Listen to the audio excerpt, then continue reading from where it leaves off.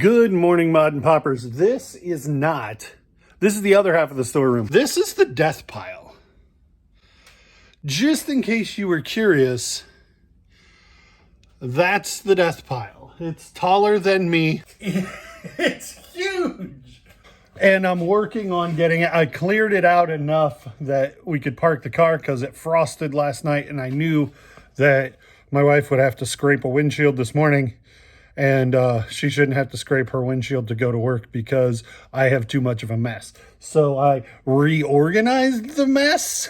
I didn't really deal with it. Anyway, we got lots of orders to pull. Thank you for liking the video right now while we're clicking the thumbs up while we're talking. Leave a comment. Find something you like during the video or don't like and complain. Comments, concerns, complaints. I got 22 orders to pull on a Monday morning. Let's get into that.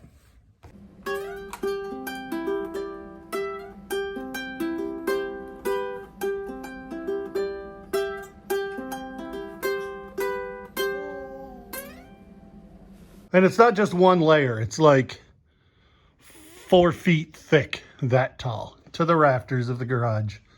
First up, in HE9, which is this box right here, Robert Graham.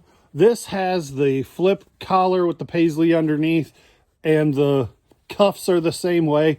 People rave about Robert Graham. This is the only one I've ever found, and it took forever to sell. Everybody says Robert Graham's a Bolo brand. Listen to them. If you find it cheap, probably buy it, but it took forever for me to sell this one. I picked this shirt up on the merit that it is a 5X. And it's a graphic tee Lego Batman. I thought it would do better because a lot of times you see when you see 5X, it's pretty plain Jane stuff. So I thought that a graphic tee would do really well. I paid like $4 and it sold for $14.50 plus shipping. It took a while to sell. Maybe 5X needs the right buyer. But I've always heard the bigger the sizes, the faster they sell because it's harder to find that stuff. But this one didn't sell super quick. But it did sell, and I made some money. This sale would have been great for a video. I picked this up. Oneida Power Tee, New Kids on the Block. Almost dead stock condition. If this were dead stock, I would caution single stitch, two-sided. I would caution you to check for dry rot on a black shirt from the 90s. But this one isn't genuinely dead stock. This was 1989. What you do to check for dry rot, take the inside of the hem, pinch off that backside, and if it tears, then it's dry rotted. This is not dry rotted and it's not tearing.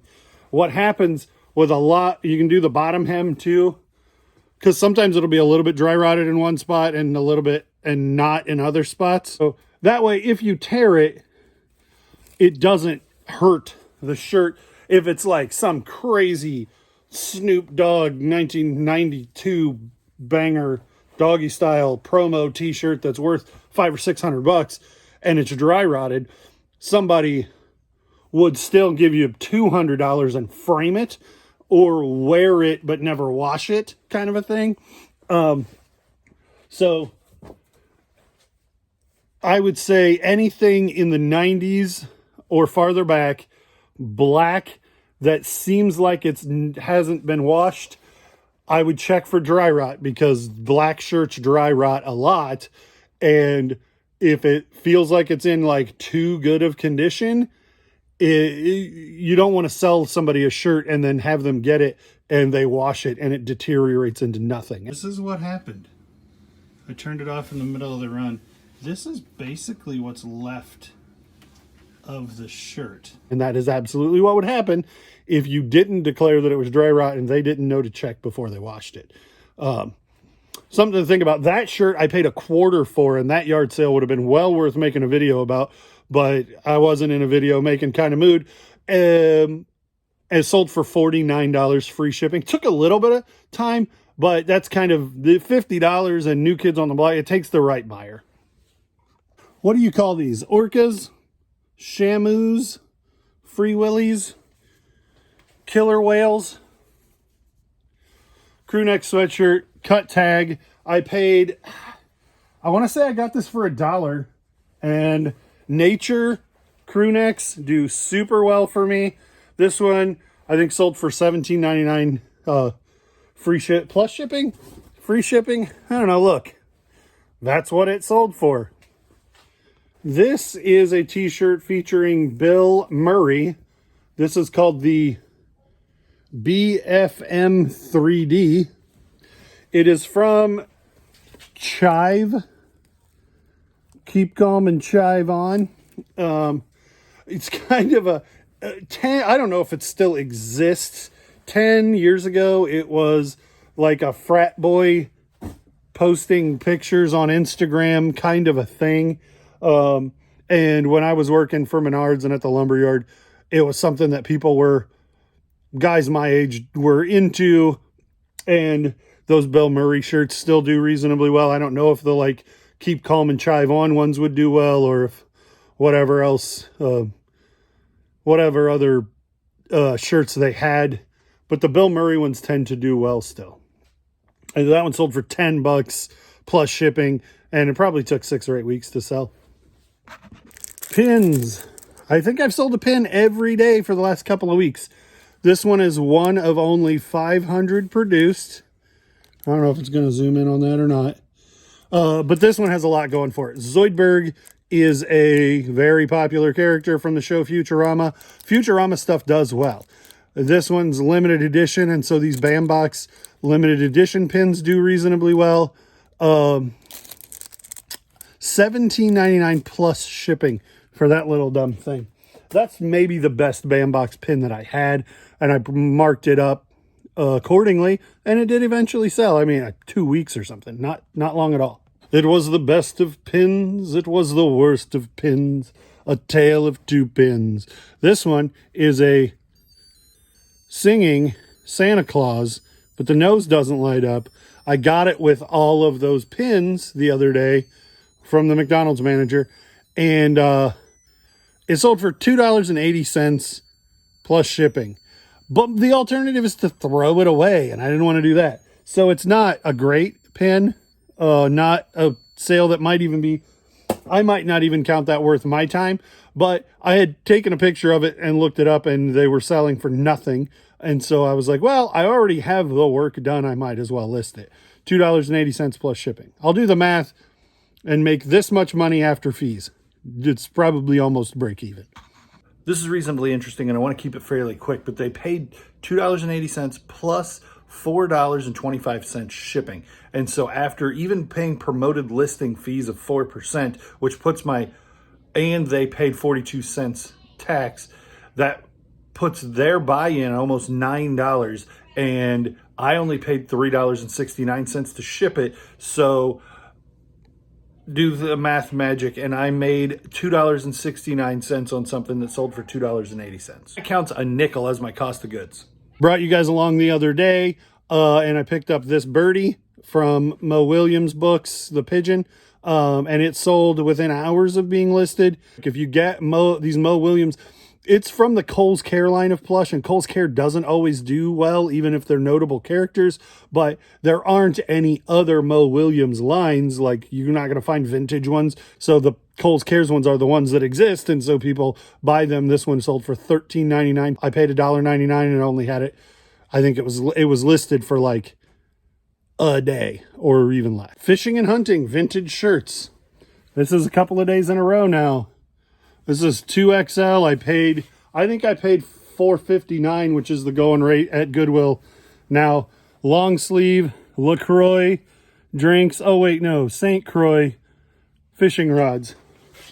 Just reasonably plain long sleeve shirt, but hunting and fishing, vintage wear does well. It sold for $21 plus shipping, and probably been listed a couple weeks. Morton Salt, not a hat you're going to see a lot of. Vintage snapback advertisement. I just went on my gut. I knew this would be a good one, and I can't exactly tell you why. Because it's not like it's Harley, but it is advertisement. And it's obscure. So $26 plus shipping. This came from the lot with the McDonald's manager guy that you're hearing about a lot. Feel a little bit like I deprived you guys when we bought this guy a couple of weeks ago. So I put batteries in it. Could you imagine every time you wanted an Oreo? It's it might be a security device keeping the kids from stealing cookies. Anyway, I think we paid $3.50. This is from 1996. So we paid $4 for it, and it sold for $17.99 plus shipping. This shirt, nothing on the back, plain blue. Metallica Roadies shirt. It's rare because it's a Roadies shirt, and so it's not like they had a whole bunch of Roadies going out on this tour, and it has profane language on it, but it's not an official tour shirt or something, and it's in terrible condition. But Metallica people are nuts, and this is a rare shirt. Sold for $44.45 plus shipping, stained up with a hole, all of which is declared, size XL, Metallica Roadies t-shirt. Metallica shirts are worth money. Paid $1 for this in first week of October. This Aztec print always does well.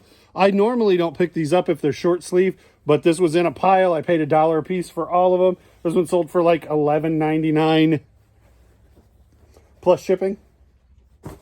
Pearl Snap Western shirts tend to do well. Paid $1 a piece for a bunch of golf clubs over the summer. This is a really unique looking putter. Sold for $19.99 plus shipping, but because it's a putter and going to be super long, then I'm gonna have to go to U-Haul to get a box to ship it in, and then ship it UPS. Right, so we are at the U-Haul store, and they do like self-storage stuff and rent trucks, obviously. But look at that. If you need a big box, they have crazy sizes of boxes, and so if you think items that are big are too hard to ship because the boxes are hard to source and you don't want to hang on to Amazon boxes forever, then this girl can show you what box you need. Right? Say hi. Hi. You're funny. I mean, they're not super cheap, but this box is $6 and the person paid like $40 for shipping on this item. No, they didn't. We'll see. The box is $6. We'll see how it comes out, but if I pay $6 for the box plus the shipping cost, we'll see what he paid for shipping and see if it works out for this one. But most of the time it does work out pretty well.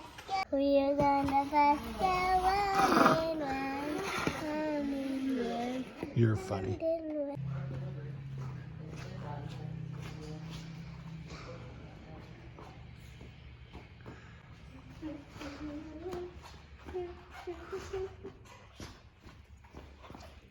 And that shipping label cost me $14.42.